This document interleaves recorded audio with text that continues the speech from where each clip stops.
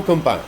Just a quick catch up into what's been going on with the Is It Time for Tea Machine head, automaton head I think I'm going to call it from now on. Having had a week of struggling with trying to get the head designed based on one that I downloaded, I realised that in actual fact the red rectangle around the bottom of it wasn't a nice little design touch.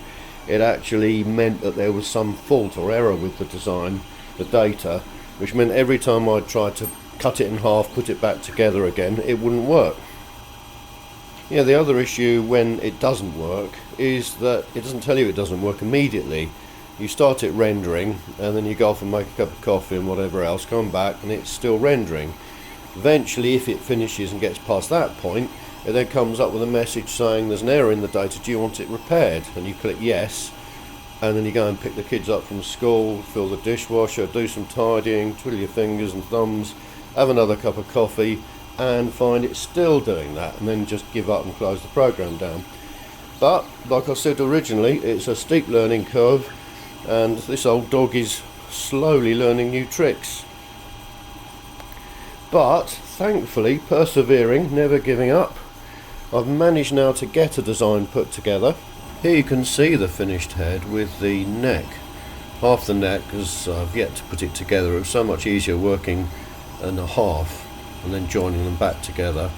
The neck clips into place on the pivot that's actually printed within the head. There's the eyeball with the eye hole, and the green pieces are shown just to show how it actually fits and is held into place.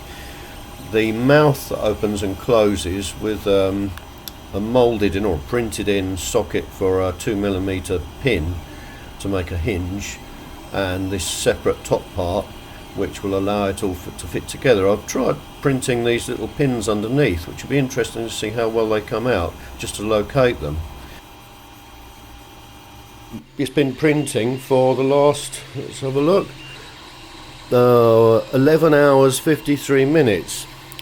So I'm not going to rely really on its suggested time, printing time. I think it said it was 5 hours.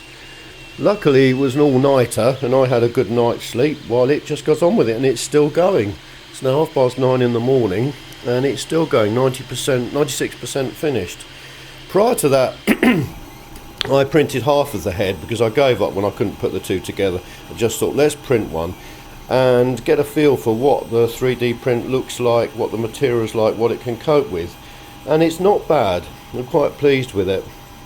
This one, as you can see, it's got the eye that moves that I put in, and that actually does fit in place. It's held in just by the shape of the plastic, and the neck as well, so it can move with neck supports.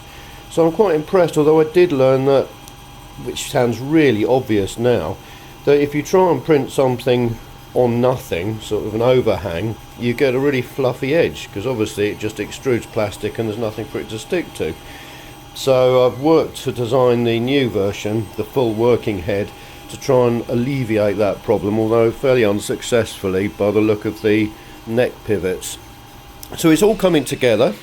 I'll keep you posted into the next step, and hopefully at some point this will actually finish printing. Thanks for watching and hope to see you soon.